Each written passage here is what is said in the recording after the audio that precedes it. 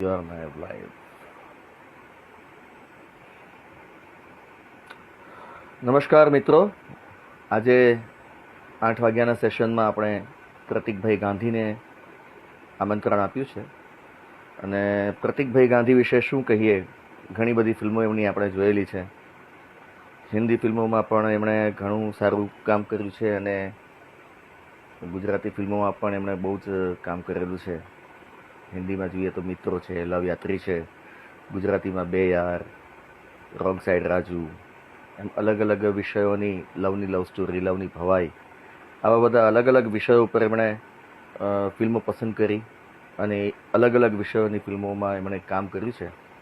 તો આજે એમની સાથે આપણે રૂબરૂ વાત કરીશું અને કંઈક અલગ જાણવા મળશે એમના અત્યાર સુધીની જે જર્ની રહી એ વિશે.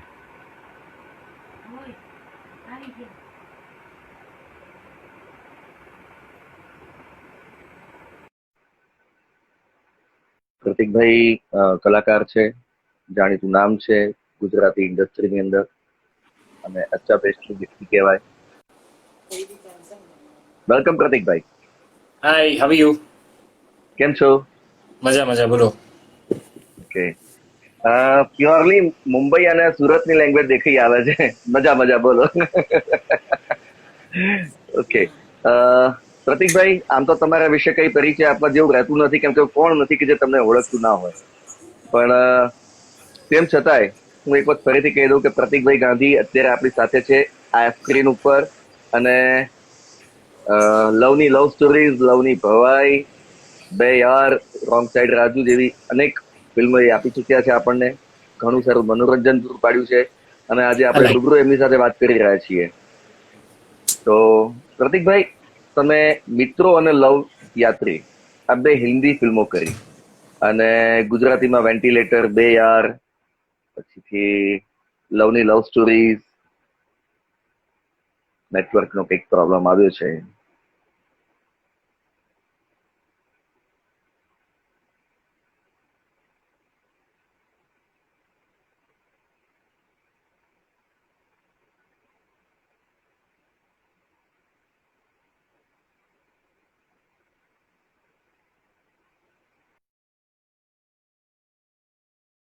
નેટવર્કને રિલેટેડ પ્રોબ્લેમ છે એટલે કન્જક્શન આવી રહ્યું છે. ફરીથી આપણે પ્રયત્ન કરી જોઈએ કે પ્રતિકભાઈને કનેક્ટ કરી જોઈએ.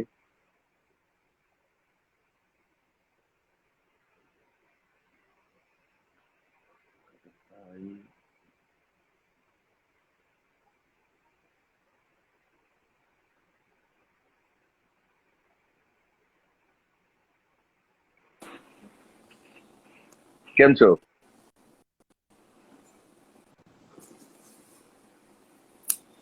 અવાજ અવાજ જી જી, યસ, નેટવર્કનો ઇશ્યુ છે એટલે. હા હા, અવાજ આવે છે ને મારો? જી જી જી.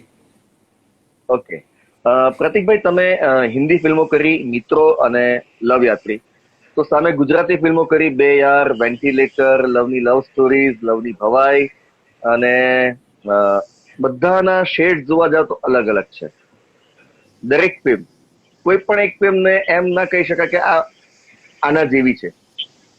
તો એ તમે ફિલ્મોની પસંદગી વખતે સૌથી પહેલા શું ધ્યાનમાં લો છો?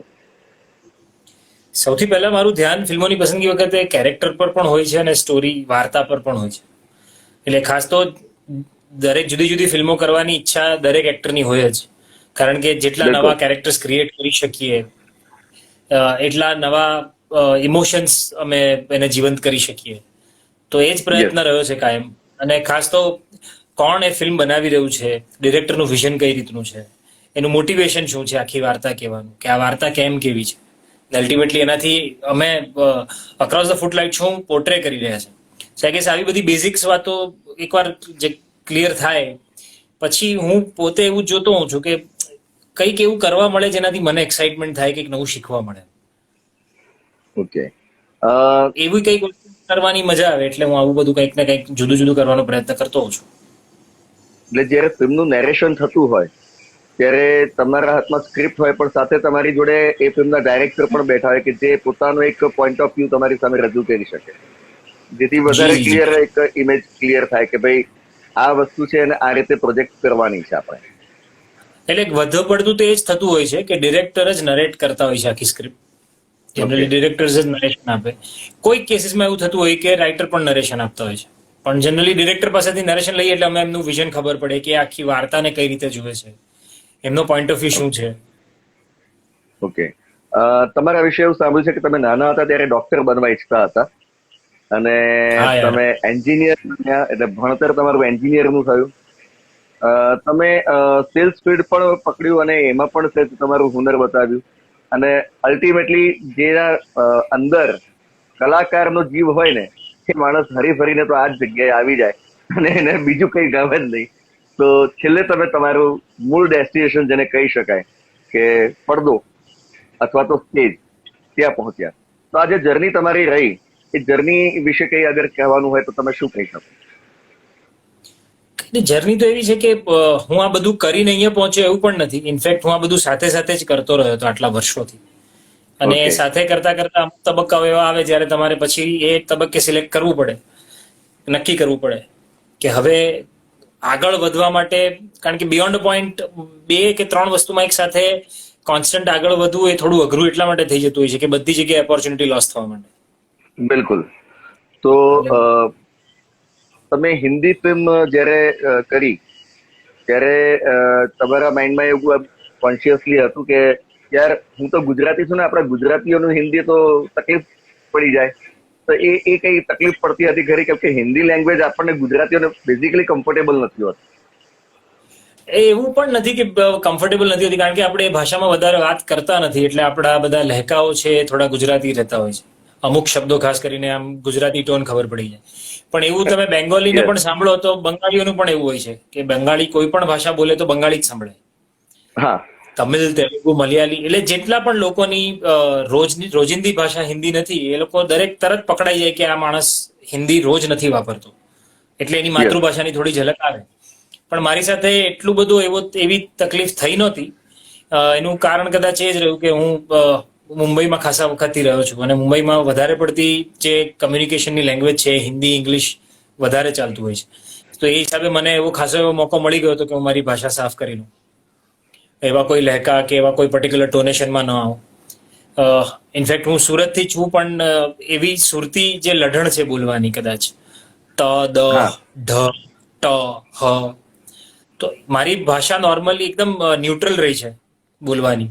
એટલે હું કાઠિયાવાડી લહેકો પણ પકડી શકું, મેહોણી લહેકો પણ પકડી શકું, સુરતી કે વાપી સાઈડની જે ભાષા છે દક્ષિણ ગુજરાતની એ પણ પકડી શકું. તો કદાચ આ નાટકો વર્ષોથી જે કરતા રહ્યા થિયેટરને લીધે એ પેલી ભાષા શુદ્ધિ છે તે પહેલેથી જ મેન્ટેન થઈ ગઈ હતી, તો એનો પણ ફાયદો થયો. અને બીજું, થિયેટરમાં મેં હિન્દી,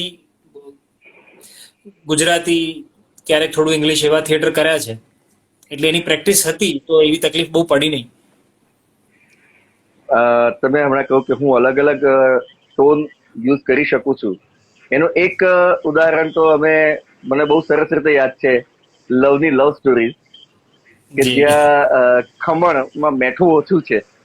હા, તો ડાયલોગ બોલવાનું નહીં કહું કે સ્વાભાવિક છે કે તમે બહુ જ વખત બોલી ચુક્યા હશો, પણ એ ઇન્સ્ટિન્ક્ટલી તમને આમ જયારે શૂટ કરવાનું હતું ત્યારે આમ એવું મગજમાં આવ્યું કે આપણે આ રીતે બોલીએ, તો કે એવું કંઈક આમ પ્લાન કરવામાં આવ્યો હતો કે ના આ રીતે આને આપણે બોલવો છે? ના, એ સ્ક્રિપ્ટમાં એવી રીતે લખાયું નહોતું. સ્ક્રિપ્ટમાં જુદી રીતે લખાયું હતું. પછી અમે જયારે રીડિંગ કરી રહ્યા હતા ત્યારે 1-2 રીડિંગ પછી સડનલી આ સૂચ્યું કે આમાં આવી રીતનું એક એલિમેન્ટ લેવાય એવું છે. કારણ કે મિસ્ટીનું જે કેરેક્ટર કરે છે એ લવને મિસઅન્ડરસ્ટેન્ડ કરી લે છે કે આ કદાચ નવો શેફ ઘરનો, અને એને એવું કીધું એટલે he starts playing along with it. So immediately that reaction came out. એટલે મેં 1-2 રીડિંગ કરીને કીધું, વાત કરી કે આવી રીતે પણ થઈ શકે. એટલે then Durgesh also agreed, the director, કે આવું કંઈક કરીએ, નવું એડ કરીએ. અને પછી એમાંથી આ ભાષા પકડી અમે લોકો કે આમાં વધારે મજા આવશે. ઓકે. તમે પડદો અને સ્ટેજ બંને કર્યા, બંને ઉપર તમારો હાથ અજમાવ્યો. તમને વધારે સહેલું અથવા અઘરું શું લાગે છે? એકચ્યુઅલી છે ને, પડદો અને સ્ટેજ બંને જે જુદા જુદા ફોર્મેટ છે ને, એ બંનેમાં જુદા જુદા તત્વો છે, અને બંનેમાં કંઈક અઘરું અને કંઈક સહેલું છે. એટલે હું થિયેટરની વાત કરું તો થિયેટરમાં અઘરી વાત જે બધાને લાગતી હોય છે કે યાર કોઈ રીટેક્સ નથી હોતા એમાં. અમારી પાસે એરર કરવાના કોઈ ચાન્સીસ ન હોય, એટલે there is a zero scope for an error. એટલે એમાં બધી રીતે સતર્ક રહેવું પડે, પ્રેઝન્સ ઓફ માઇન્ડ ભયંકર યુઝ કરવું પડે મારે, અને ક્યાંય પણ કોઈ પણ રીતે વસ્તુ ઢીલી ન પડે અને ઓડિયન્સ સુધી પહોંચે એની તકેદારી રાખતા હોય. એટલે એમાં રીટેક નથી હોતા. બીજું એની સામે ફિલ્મોમાં સૌથી અઘરું જો પોઈન્ટ હોય તો ફિલ્મોનો અઘરો પોઈન્ટ એ છે કે ફિલ્મો ક્યારે લિનિયર શૂટ નથી થતી. પહેલો સીન પહેલા દિવસે, બીજો સીન બીજા દિવસે એવું થતું જ નથી. એમાં બધું આડાઅવળું જેમ શૂટના લોકેશન્સ મળે, જેમ લોકોની ડેટ્સ મળે, એ રીતે શૂટ થતું હોય.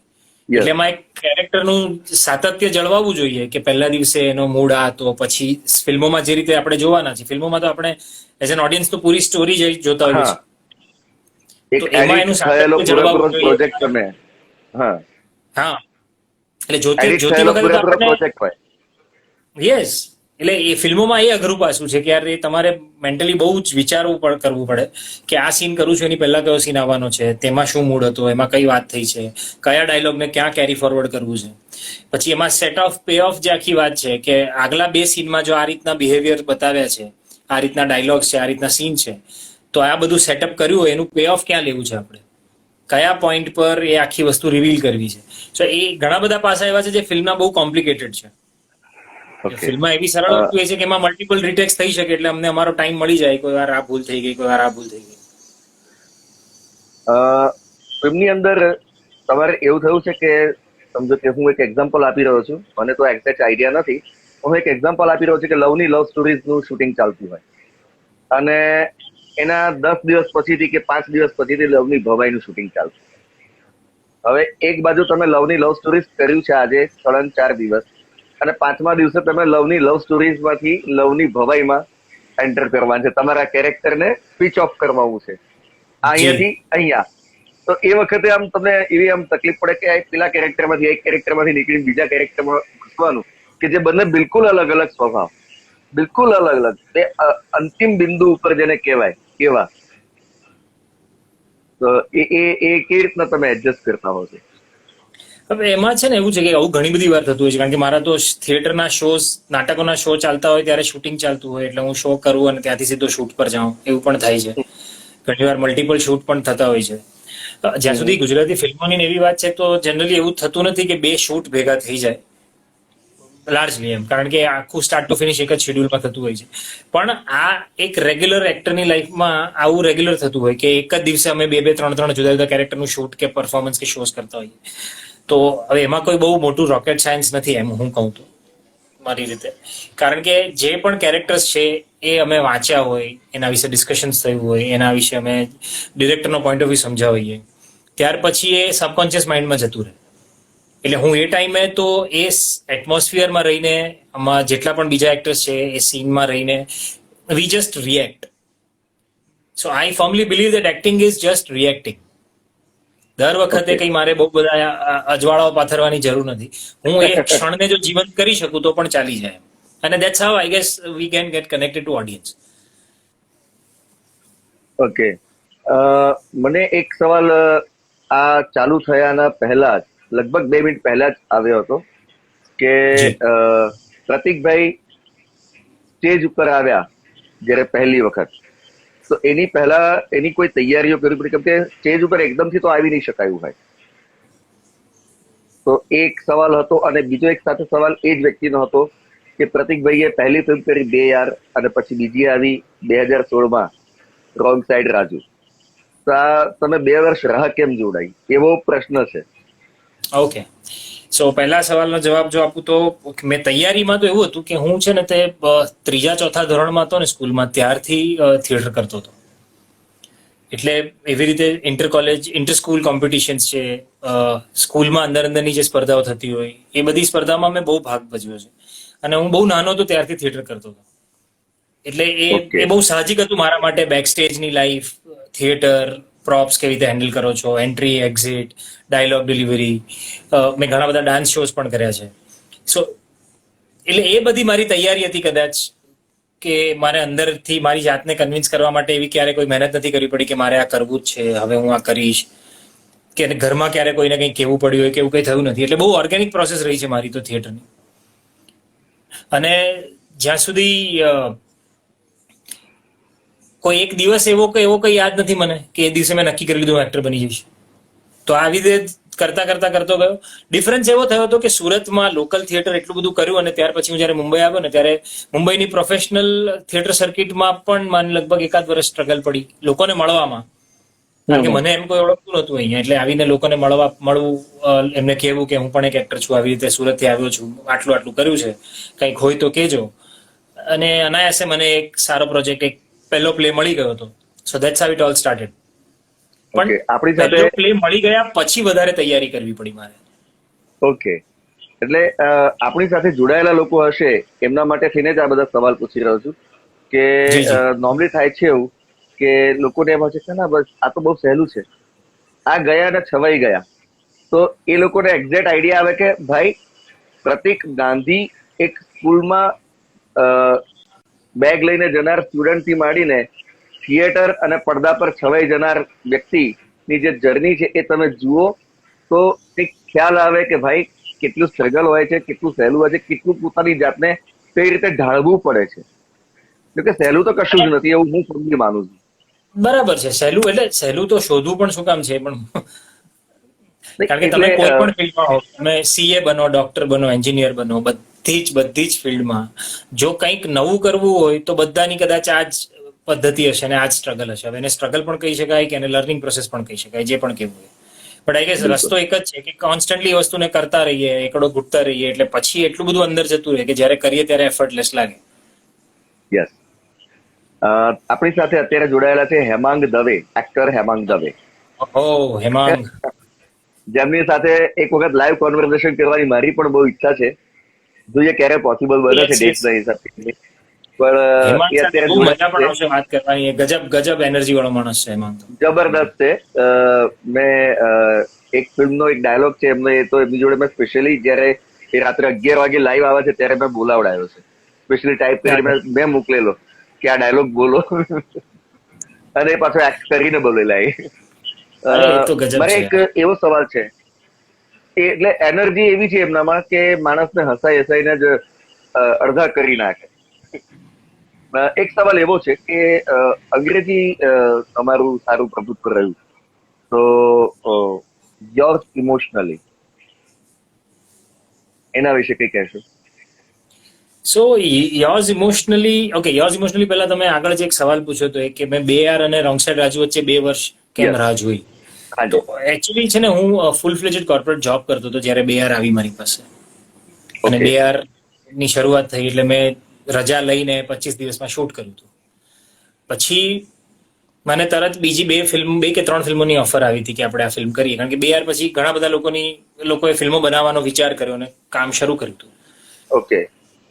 તો ત્યારે 2-3 વસ્તુ હતી કે મને તરત એટલું એક્સાઇટમેન્ટ પણ ન થયું કે ના યાર આવું કંઈક કરવા જેવું છે તરત. બીજું કે મારી જોબમાંથી તરત મને પાછી રજાઓ મળે ને બધું પોસિબલ નતું. કારણ કે મારો પ્રોફાઇલ એવો હતો કે મને તરત રજાઓ લેવાની ને બધું. ને કોર્પોરેટમાં યાર એટલી ફ્રીક્વન્ટલી રજા ન મળે તમને. ભલે મારા અકાઉન્ટમાં 150-200 રજાઓ હોય, but you can't use them so frequently. અને આઈ વોઝ ડુઈંગ થિયેટર ને બધું પણ ચાલી રહ્યું હતું. એટલે પછી 2 વર્ષ પછી સીધી રોંગ સાઈડ રાજુ આવી ત્યારે I thought that this is the script which I would love to do because the character was absolutely interesting, very layered with a lot of complex human emotions and everything. So I was kicked about that. અને ત્યારે પાછી મેં ઓફિસમાંથી રજા લીધી હતી 22-25 દિવસની અને એ film shoot કરી. અને પછી જ્યારે ફિલ્મ રિલીઝ થવાની હતી ત્યારે મેં ફાઇનલી ડિસાઇડ કર્યું that I will become a full time actor. Because ત્યારે પછી મારું ત્યાંનું પ્રમોશન અને બાકીની વસ્તુઓમાં મારે બહાર જવું પડે, ટ્રાવેલ કરવું પડે, બહુ વધી ગયું હતું. ખરેખર કહીએ તો અત્યારે આ તમારું જે જવાબ છે એ સાંભળીને એક પ્રશ્ન મગજમાં આવ્યો કે તમે જોબ કરી અને સાથે સાથે આ 2 ફિલ્મો કરી, 2R અને રોંગ સાઈડ રાજુ. તો તમારો જે જોબ હતો એ જોબ કરતા કરતા આ કરવું થોડુંક ટફ લાગ્યું હશે, એટલે વચ્ચે 2 વર્ષનો તમે ગેપ રાખ્યો. પણ આ એક સારામાં સારું ડિસિઝન હતું કે અમને વેટ ના કરવી પડે એટલા માટે તમે જોબ છોડીને ફૂલ ટાઈમ આ કરી નાખ્યું. કે હું એક વસ્તુ નોટિસ કરી રહ્યો છું. એકચ્યુઅલી શું હતું, હું ઇન્ડસ્ટ્રીયલ એન્જિનિયર છું, એટલે મારો Okay. પ્રોફાઇલ જે કોર્પોરેટમાં હતો ને એવું થઈ ગયું હતું કે process design, manpower planning, org structure design અને ક્વોલિટી કમ્પ્લાયન્સીસ ને બધું. હવે એમાં જેટલા પણ કંપનીના પ્લાન્ટ્સ હતા બધી જગ્યાએ, ને I was a corporate resource, એટલે ટ્રાવેલિંગ પણ ખાસું રહેતું હતું. હમ. અને I use to report to the CEO, મતલબ મારી second line was CEO and head HR. So એટલું બધું Okay. પ્રેશર રહેતું હતું ત્યારે કે 8 વર્ષ જોબ કરવાની બહુ મજા આવી. મને 8 વર્ષમાં 4 પ્રમોશન્સ મળ્યા અને એ પણ કોન્સ્ટન્ટ વધી રહ્યું હતું. અને એ 8 વર્ષ મેં સાથે સાથે થિયેટર કર્યું છે. એટલે મને એની ટેવ હતી કે આખો દિવસ જોબ પછી રાત્રે રિહર્સલમાં જવાનું, સેટરડે સન્ડે શોઝ કરવાના ને એ બધું. I was attuned almost, my body was also attuned to that. Film આવીને ત્યાર પછી એવું થઈ રહ્યું હતું કે ત્યાં પણ મને નેક્સ્ટ પ્રમોશનમાં સિનિયર મેનેજમેન્ટ કેડરમાં જતો રહેતું, અને પછી મારું ટ્રાવેલિંગ વધારે પડતું વધી જતું. એટલે મહિનામાં 22 દિવસ ટ્રાવેલ કરવું પડે એવું થઈ જાય. તો મારું Okay. થિયેટર પણ બંધ થઈ જાય અને આ પણ બંધ થઈ જાય. એના સિવાયની બીજી જોબ ઓફર બધી મુંબઈની બહાર, અબ્રોડ ને એવી બધી આવી રહી હતી. એટલે જો હું ઇન્ડિયા છોડું તો પણ આ ફિલ્ડ મારું છૂટી જાય. એટલે ત્યારે એવી અસમંજસ થઈ ગઈ હતી કે યાર હવે બંને જગ્યાએ એવી ઓપોર્ચ્યુનિટી આવે છે કે જે બહુ જ લુક્રેટિવ છે, તો કયું પકડવું? But then my family, we all unanimously decided that let's go with this, અને આજ કરીએ. તમારું આ જે ડિસિઝન હતું ને એ ઘણા લોકોના માટે બહુ જ સારું રહ્યું છે, કેમ કે સારું મનોરંજન, સારી કલાકારી જોવા મળી રહી છે. અરે ભાઈ, એ મારા માટે અમને- બહુ મોટી અમને વાત હતી કે અમને ખરેખર એ વાતનો આનંદ છે કે તમે આ એક ડિસિઝન લીધું. અધરવાઇઝ અમે એક સારા કલાકારને ના મળી શક્યા હોત ને આ રીતે વાત પણ ન કરી શક્યા હોત. મેં એક વસ્તુ તમારા વિશે સાંભળી છે અમદાવાદની અંદર, જી કે તમને કુકિંગ આવડે છે. ના, તો એ કદાચ કંઈ ગફલત થઈ છે. મને ફિલ્મોમાં કેરેક્ટર મળ્યા છે, બાકી મને કુકિંગ એવું કંઈ ગ્રેટ આવડતું નથી. મને ચોપિંગ ને હેલ્પ, હું કુક એટલે કિચનમાં હું હેલ્પરનું કામ કરી શકું છું સારી રીતે. બાકી અચ્છા. કંઈ ખાસ એવું બધું બનાવતા આવડતું નથી, પણ હા, શીખવાનો નાનો પ્રયત્ન કરતો રહું છું. ઓકે. જો કે હમણાં હું પણ એક વસ્તુ સરસ મજાની શીખ્યો જે ક્યારેય નહોતી શીખી. લસણ ફોલતા આવડ્યું. બહુ મોટું કામ અરે, શીખ્યો. તો બહુ જબરદસ્ત હતું. 4 કલાક લાગ્યા હતા. પછી હાથ જોડી ના, ગયા. પણ એમાં તમે યુટ્યુબ પર જજો, એમાં પણ નવી ટેકનિક્સ છે જે બધું ફટાફટ થઈ જાય એવી. ના, એટલે પછી હાથ જોડી દીધા આપણે કે હવે મહેરબાની હો, હવે આખી જિંદગીમાં ક્યારે ના સોંપવું એમ. પણ એક જ વખત કરવી છે. અને વિચાર આવ્યો કે બા આ લેડીઝ જ સારું છે, એમને માસ્ટરી છે, એમને જ કરવા દો. એનીવેઝ, તમારી આ પાર કે પેલે પાર એક નાટક હતું, સાથે બીજું હું ચંદ્રકાંત બક્ષી, અને ત્રીજું બહોત નાચ્યો ગોપાલ. ત્રણેયના નામ માત્ર વાંચીને કે સાંભળીને એમ થાય કે ત્રણેયના વિષયો અદભુત રીતે અલગ અલગ છેડા પર છે. એ બાબતે કંઈક કહેશો? સો આ પાર કે પહેલે પાર છે ને, મારું મુંબઈ આવ્યા પછીનું સૌથી પહેલું કમર્શિયલ રંગભૂમિનું નાટક હતું એ. અને કમર્શિયલ રંગભૂમિ એટલે કે જેના વર્ષમાં 250-300 શો થાય, તમે લગભગ અઠવાડિયે મતલબ મહિનાના 25 થી 30 શો કરો ને એવું પ્રકારનું નાટક. એટલે મેં એ દુનિયા પહેલી વાર જોઈ હતી કે કોઈ નાટક લાગ લગાટ મહિનાના 30 શો કરે. મારા માટે તો એ જ બહુ મોટી ઘટના હતી, કારણ કે અમે તો સુરતમાં યાર વર્ષના એક શો માટે લગભગ 6 મહિના રિહર્સલ કરતા હતા, અને એક્સાઇટમેન્ટ રહેતું હતું કે એક શો કરવા મળશે. ત્યાર પછી જો ભૂલે ચૂકે ક્યાં કોઈ બીજો શો મળી જાય તો એમ થતું હતું કે અરે બાપરે, શું જગ જીતી ગયા છે. અને આ સીધું મહિનાના લગાટ ચાલે, 250 શોઝ કરવા. 25-30. અને મારું પહેલું જ કમર્શિયલ પ્લે હતું, અને બહુ જ પાવરથી ટીમ. અપરા મહેતા હતા એમાં, વિપ્રા રાવલ, અને બાલીવાલા થિયેટર્સનું play. Firoz Bhagat writer, director. Pravin Solanki writer. Pravin Solanki એટલા બધા નાટકો લખ્યા છે, અને એમાં એમનું લખેલું નાટક. એટલે મારા માટે તો એમ હતું કે યાર અચ્છા, ઇટ્સ અ ગુડ બિગિનિંગ, મજા આવશે કરવાની. એ નાટકને લીધે મારો પહેલી વાર પાસપોર્ટ બન્યો, દુબઈની ટૂર કરી મેં પહેલી વાર અબ્રોડ જઈને, અને એ નાટકના લગભગ અમે 250 શો કર્યા હતા. ત્યાર પછી જે મારે આગળ કરવું હતું, જે મને ખબર પડવા માંડી કે જે પ્રોફેશનલ થિયેટર છે ને, એ બહુ ઇન્ટરેસ્ટિંગ પ્લેસ છે. It's a parallel industry. પણ મને એવું લાગ્યું ત્યારે કે યાર એક્ટર તરીકે મારે જો ગ્રો થવું હોય તો મારે ઘણું બધું કરવું પડશે. આ 2-3 એન્ટ્રી એક્ઝિટ થી કામ ચાલશે નહીં મારું. ઓકે. અને ત્યાર પછી મારો વધારે ઝુકાવ અને લગાવ એક્સપેરિમેન્ટલ થિયેટર પર હતો. કારણ કે એક્સપેરિમેન્ટલ થિયેટર એવી જગ્યા હતી કે જ્યાં નવી વસ્તુઓ જે ક્યારે કોઈએ કરી નથી, વિચારી નથી ને, એવા બધા એક્સપેરિમેન્ટ્સ થતા હતા.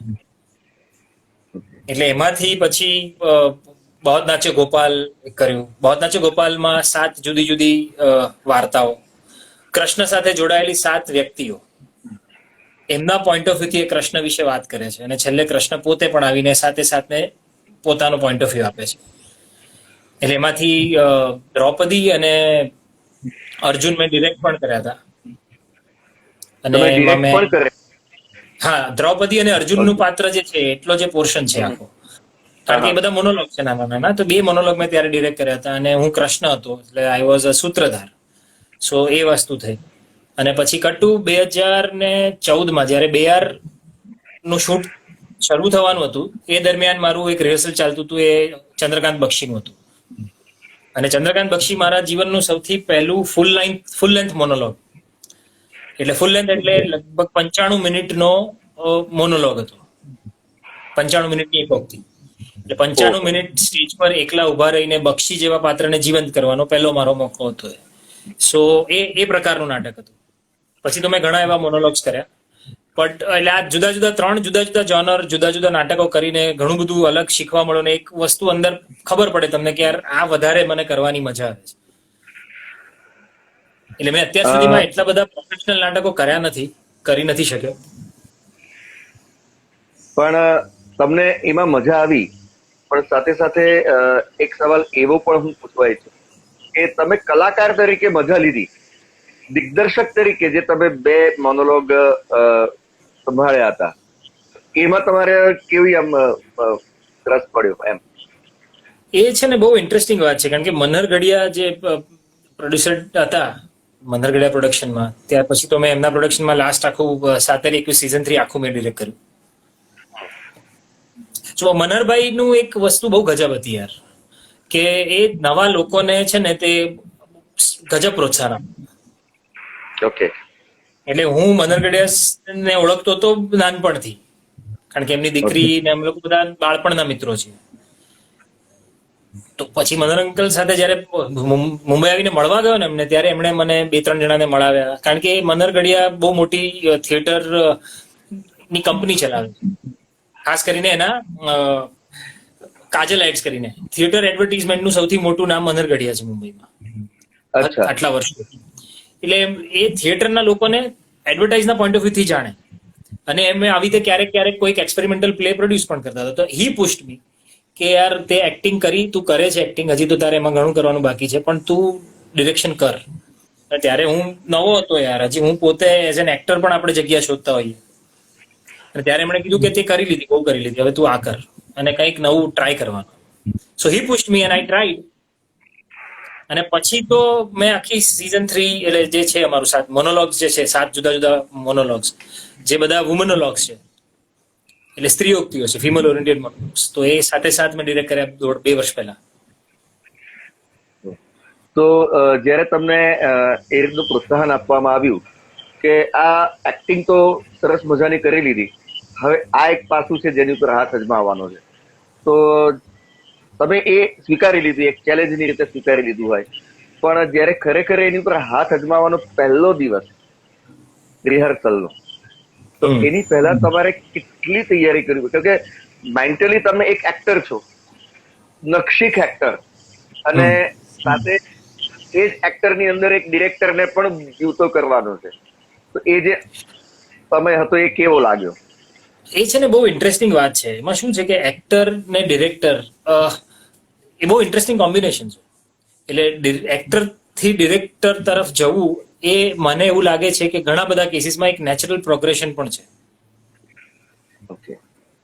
કારણ કે એઝ એન એક્ટર આઈ નો કે કયા ઇમોશનને કઈ રીતે બહાર લાવી શકું, હું કઈ રીતે રમી શકું, શબ્દો સાથે કઈ રીતે રમી શકું, બિટવીન ધ લાઇન્સ જે કદાચ શબ્દો લખાયા જ નથી એને પણ મારે કઈ રીતે કોમ્યુનિકેટ કરવા જોઈએ.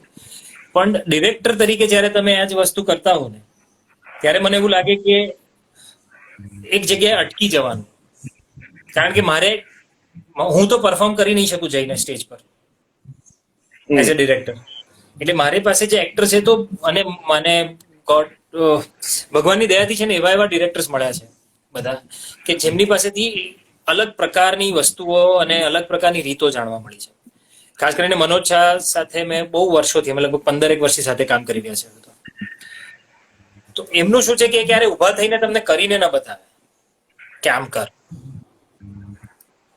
હી વિલ કોન્સ્ટન્ટલી પૂછ્યું કે આ વિચાર કરીને આને કઈ રીતે થઈ શકે, આને કઈ રીતે થઈ શકે. અને દેટ ઇઝ ઘણા બધા ડિરેક્ટર્સ એવા મળ્યા છે. હમણાં લાસ્ટ મેં જે વેબ સિરીઝ પણ કરી તો હંસલ મહેતાની પણ પ્રોસેસ એવી છે કે is an actress director. Okay. You come out with things so that makes you think. એટલે શરૂઆતમાં જો પહેલી વાર આવ્યું ત્યારે મને થયું કે હું આ કમ્યુનિકેટ કઈ રીતે કરીશ, કારણ કે મને એઝ એન એક્ટર સમજવાની ને રિએક્ટ કરવાની ટેવ છે. આ તો મારે કોઈકના મગજમાં નાખવાનું છે, મારું વિઝ્યુઅલાઇઝેશન. એટલે સ્ક્રિપ્ટ વાંચીને પહેલા મારે વિઝ્યુઅલાઇઝ કરવું પડશે કે આ આવું અને પછી એના મગજમાં નાખવાનું. સો આઈ ગેસ એ શરૂઆતનો પહેલા 2-3 દિવસો થોડાક એવા હતા કે હું હાઉ ડુ આઈ કમ્યુનિકેટ, કઈ રીતે કહું. અને બધા મિત્રો જ હતા એટલે અમે બહુ ઇઝીલી વાતો કરી શકતા હતા. ઓકે.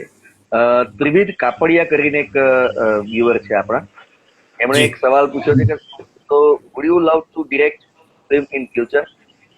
યાર ફિલ્મ બહુ જુદું મીડિયમ છે, એટલે I would love to experiment, પણ મેં ક્યારે હજી એવા કોઈ સિરિયસ નિર્ણયો લીધા નથી કે વિચાર્યું નથી.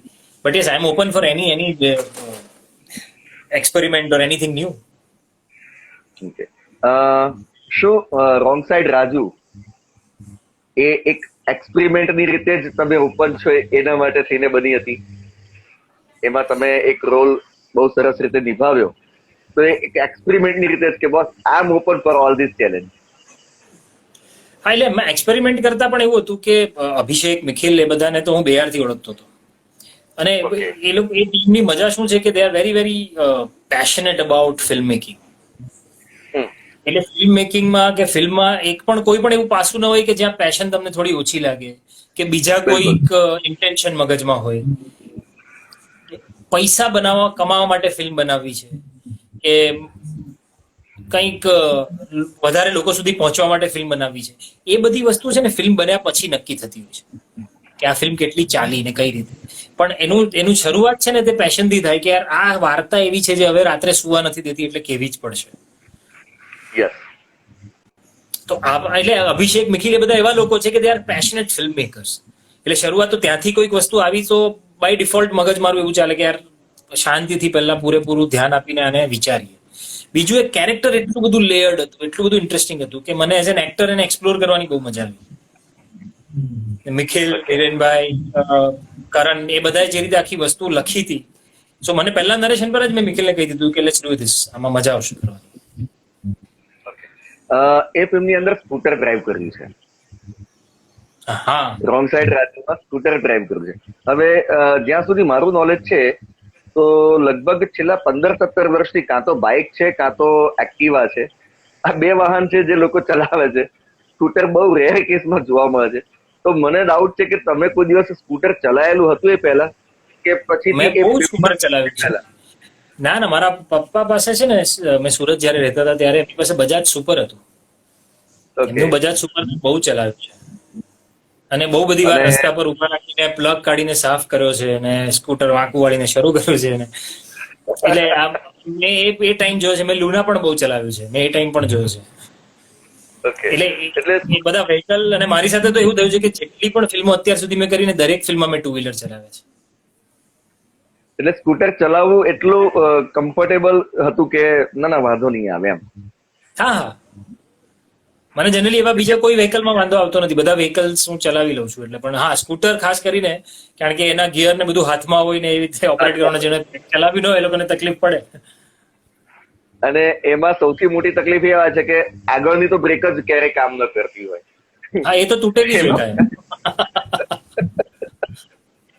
અને બાઇક ચલાવેલા હોય કે એક્ટિવા એવું કોઈ વ્હીકલ ચલાવ્યું હોય તો એ પ્રોબ્લેમ નથી આવતો, કેમ કે આગળની ને પાછળની બે બ્રેક હોય છે. સ્કૂટરમાં હંમેશા એક તકલીફ થાય છે. એટલે મેં એકચ્યુઅલી વિચારેલું, અહીંયા જયારે હું બેઠો ત્યારે મેં વિચાર્યું હું આ એક સવાલ તમારી સાથે વાત કરતા કરતા મને મગજમાં આવ્યો, આ એક સવાલ તો પૂછવો છે યાર, આ અભિનેતાને સ્કૂટર ચલાવવાનો અભિનય કેવો રહ્યો? પણ જો મેં જોયું છે કે અમે 2 યાર કરતા હતા ને ત્યારે દર્શનભાઈ ને સ્કૂટર ચલાવવાનો એટલો કદાચ મહાવરો નતો, પણ 2 યારમાં દર્શનભાઈ સ્કૂટર ચલાવે છે. તો દર્શનભાઈએ પણ શોર્ટ ચાલુ થવાનો તો એની પહેલા ખાસી એવી પ્રેક્ટિસ કરી હતી સ્કૂટરની, કે યાર આ સ્કૂટર, કારણ કે એક તો પાછું બધા વ્હીકલ જુદા જુદા હોય યાર. એ કઈ Yes. ફિલ્મ મિત્રોમાં તો મારે છકડો ચલાવવાનો હતો એક સોંગમાં છેલ્લા. હા, હવે છકડામાં એવું છે કે એક સાઈડ નમી જ જાય યાર, જો તમને આદત ન હોય ને એ ચલાવવાની. એક સાઈડ છકડો એનું બહુ હેવી થતું જ હાથ પર. હોય. હા, એ અને હાથ પર એનું બહુ હેવી. કોઈ એક બાજુ ખેંચાય જ. એટલે કૃતિકા, જેકી, હું, શિવમ, અમે બધા બેઠા છે ને હું છકડો ચલાવું છું ને મને બધાનું ટેન્શન કે જો થોડું કામ તેમ થયું, ટોપલ થઈ ગયું તો બધા મને મારશે.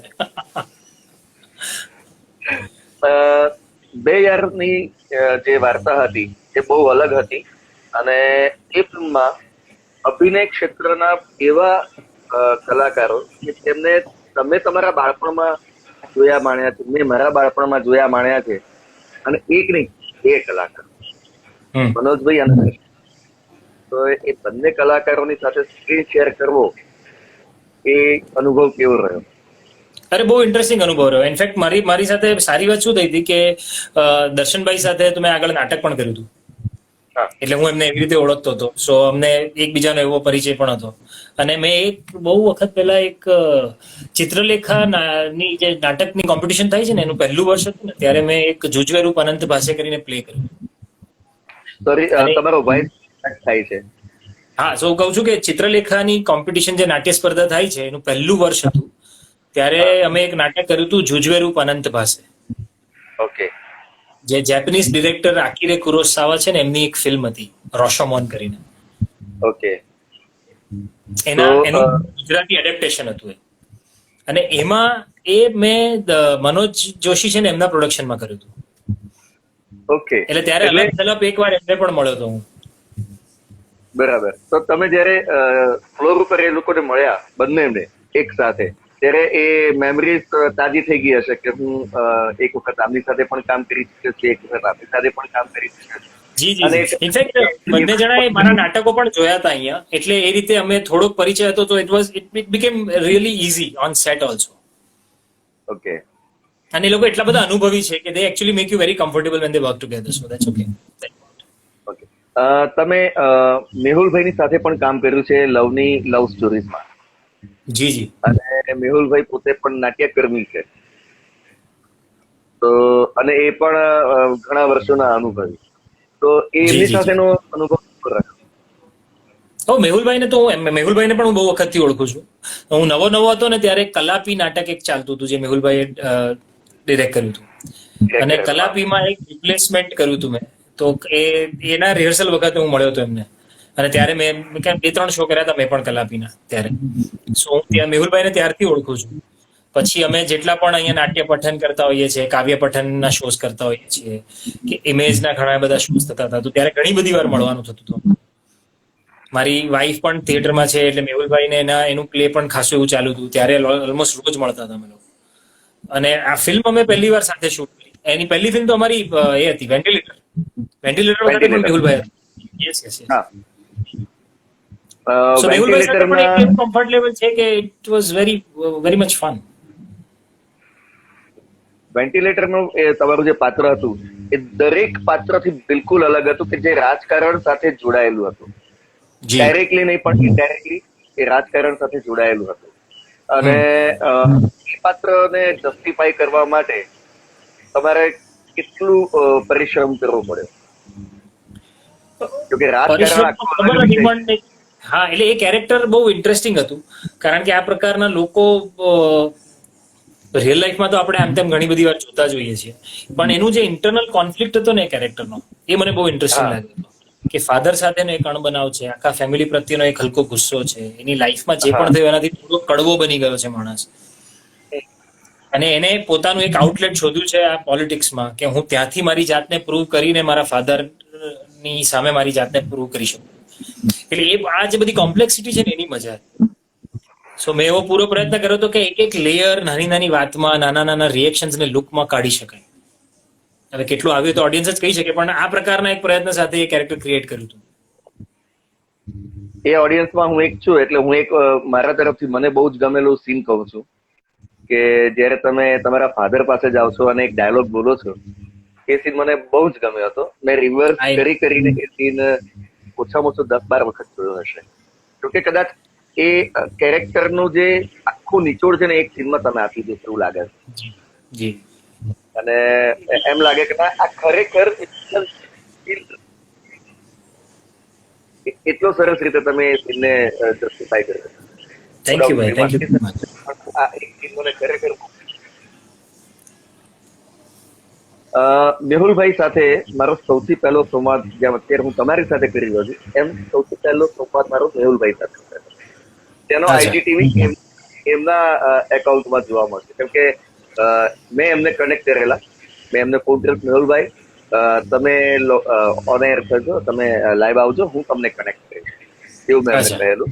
એટલે એનો આઈજીટીવી એમના એકાઉન્ટમાં છે. અને મેહુલભાઈને લગભગ 20 વર્ષ પછી એમની સાથે વાત કરી રહ્યો હતો. બહુ વર્ષ પહેલા હું એમને મળ્યો હતો, લગભગ 20 વર્ષ કાં તો એનાથી વધારે થયા હશે ત્યારે હું એમની સાથે વાત કરતો. એટલે એમને પણ યાદ ન હોય એ સ્વાભાવિક છે. અને એમની સાથે વાત કરતી વખતે ખરેખર એટલું બધું પ્રોસેસ જાણવા જેવી મળી હતી મને કે હું એમને એવું કહેવાનું જ ભૂલી ગયો કે મેહુલભાઈ, હું તમને ઓલરેડી એક વખત મળી ચુક્યો છું, કલાક કલાક 2 કલાક એવું હું એમને લાઈવ હતા ત્યારે ન કહી શકું. પણ મને એ એક વસ્તુ જોવા મળી કે જે લોકો નાટક સાથે જોડાયેલા હોય છે એ લોકો નાની નાની એકદમ બારીક બાબતોને પણ બહુ ધ્યાનમાં લે છે. હવે હું આ સવાલને સ્વિચ કરીને એ રીતે પૂછવા ઈચ્છું છું કે ફિલ્મો અત્યારે જે આવી રહી છે બહુ જ મનોરંજન પીરસે છે, પણ વચ્ચે આપણો ગુજરાતી ફિલ્મોનો સમય એવો પણ હતો કે જ્યારે કે થિયેટરમાં બાળમરણ થઈ જાય ગુજરાતી એવું કહી શકે.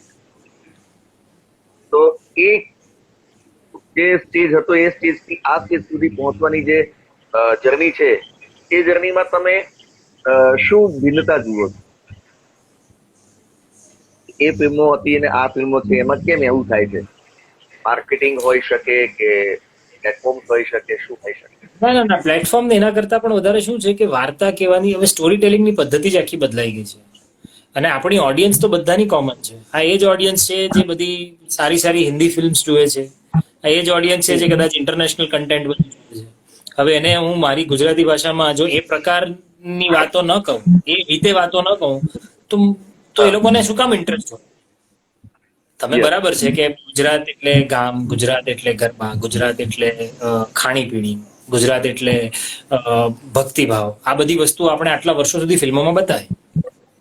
પણ જે રીતે ગુજરાતનો ગ્રોથ થયો, ત્યાંના લોકોનો ગ્રોથ થયો, પછી મારે વાર્તા કહેવાની રીત બદલવી પડે.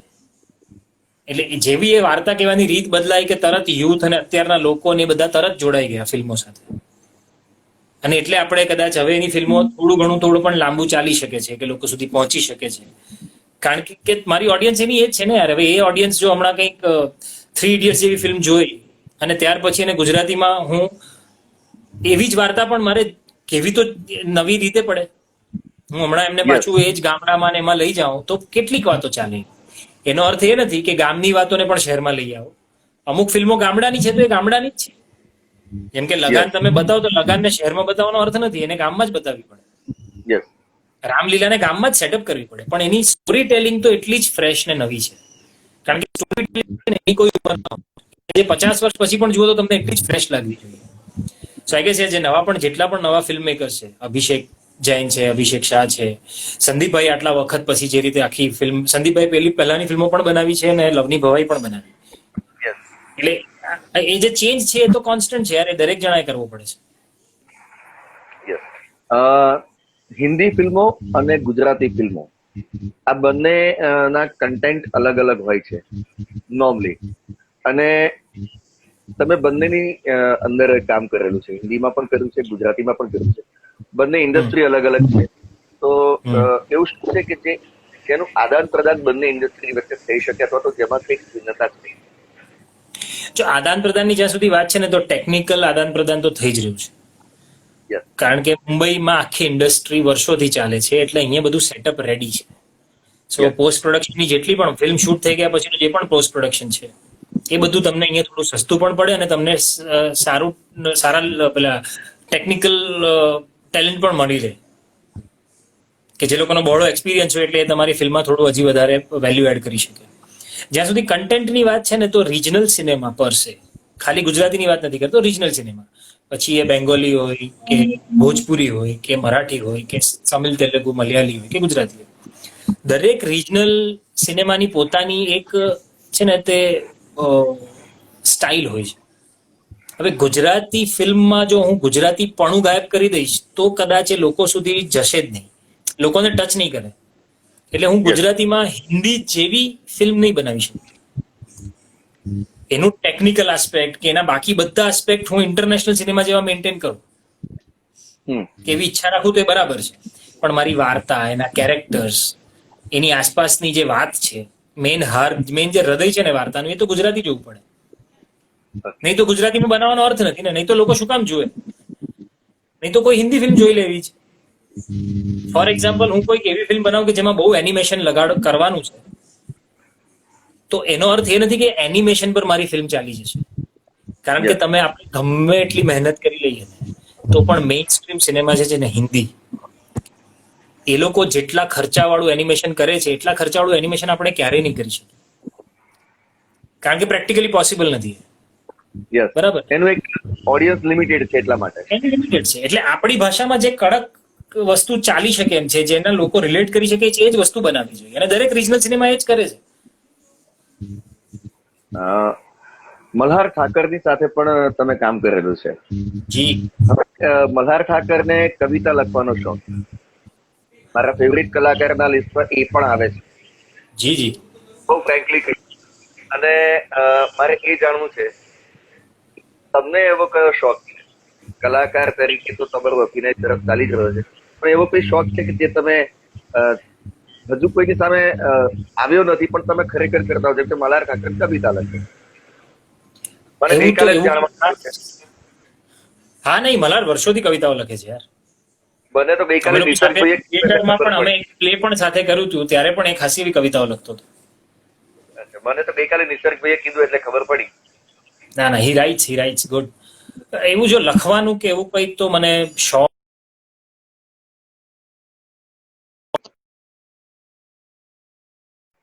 આવ્યો એમાં જ કંઈક લખ, પણ કોઈ મેજર શોખ, જી તો કહું છું, જ્યાં સુધી એવા કોઈ મેજર શોખની વાત છે કે જે કદાચ લોકોને ખબર છે, નથી ખબર નહીં, એવી કોઈ મેજર વાત નથી યાર. પણ મને પેશન ઘણી બધી વસ્તુઓની છે.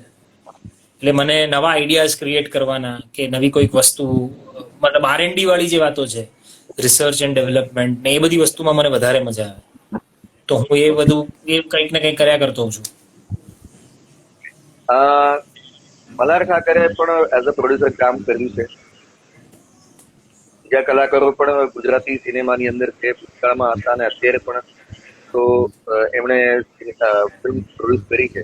તમારે એવો કોઈ વિચાર કરો કે ભવિષ્યમાં ફિલ્મ પ્રોડ્યુસ પણ કરીશ, ડિરેક્ટ પણ કરીશ અને એક્ટિંગ પણ કરીશ?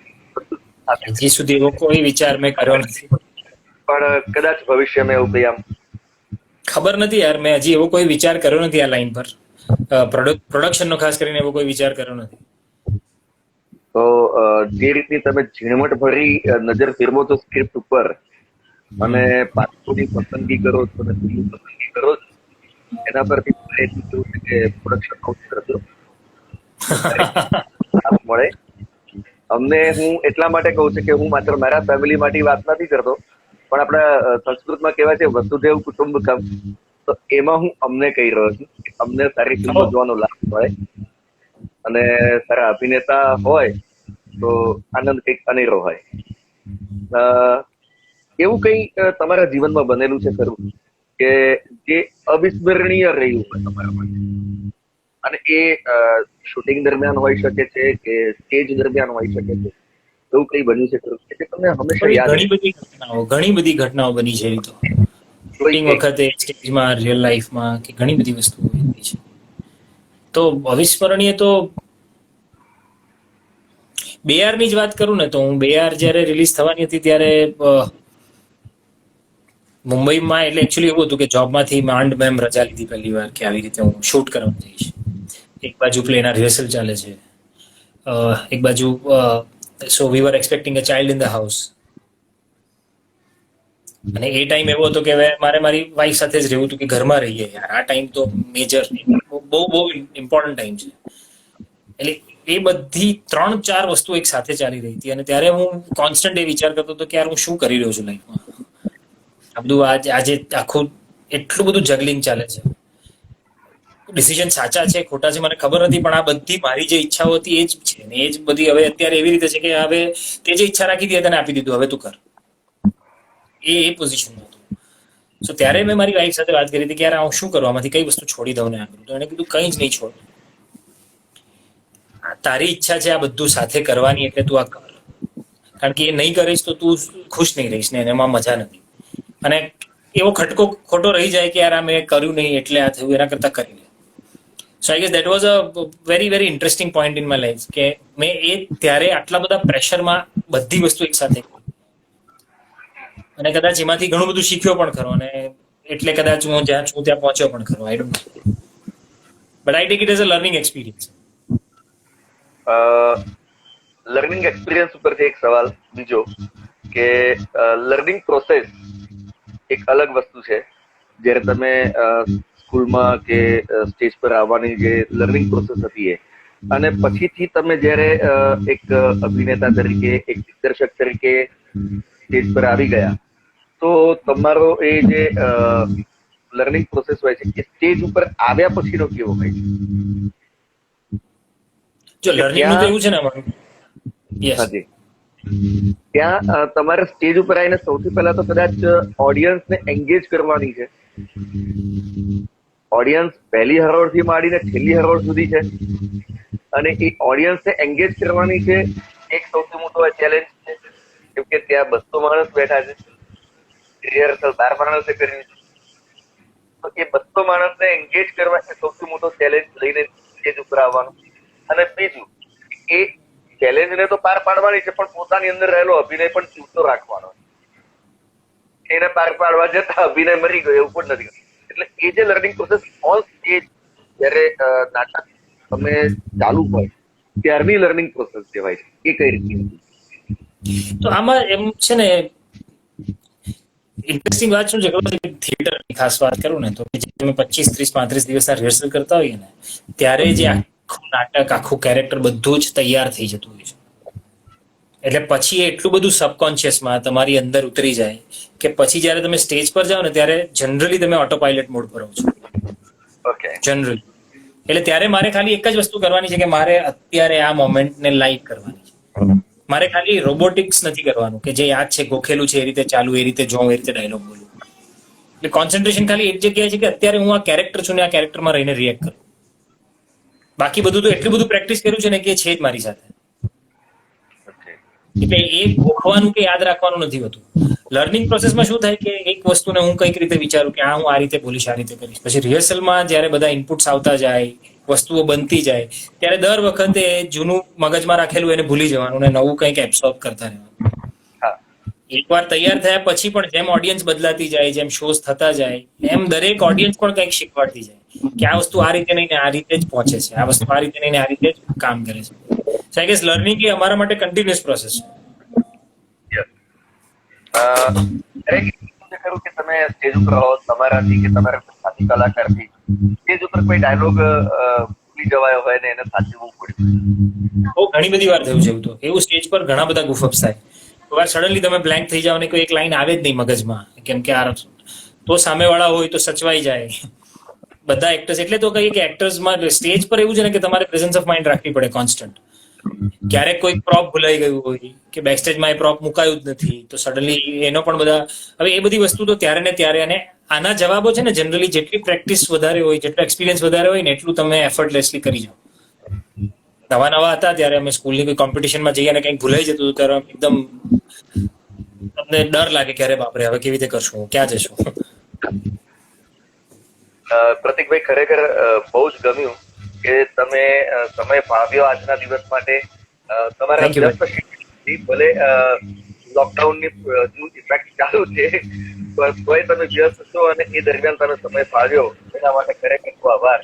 અને બહુ ઝીણવટભરી નાની નાની બાબતોને આજે ડિસ્કસ કરી એ ખરેખર અમને બધાને બહુ ઉપયોગી થશે.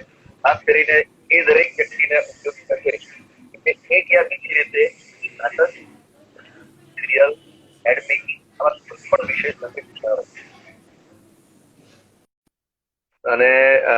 ખરેખર એના માટે બધા તરફથી હું તમને થેન્ક યુ કહું છું.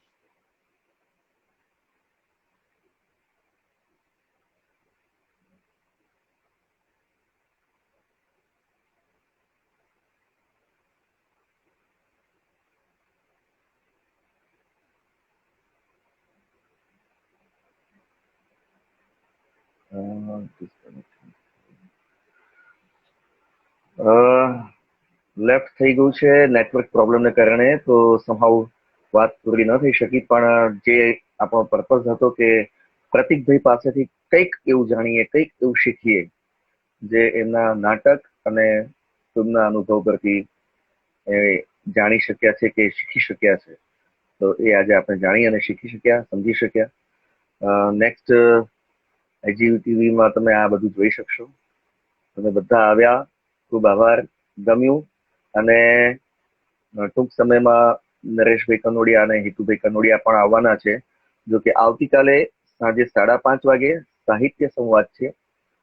સાહિત્યના એક અગ્રણી વ્યક્તિ આપણી સાથે જોઈન થવાના છે. અને સાથે 7 વાગે ફિલ્મના ડિરેક્ટર, કેનવાસ ફિલ્મના ડિરેક્ટર વિજયભાઈ પટેલ પણ જોડાવાના છે. તો સાંજે 5:30 વાગે સંજયભાઈ થોરાટ, જે સાહિત્ય અગ્રણી છે, અને 7 વાગે વિજયભાઈ પટેલ, જે ફિલ્મ ડિરેક્ટર, સ્ટોરી રાઇટર અને સારા સ્ક્રીન પ્લેયર છે.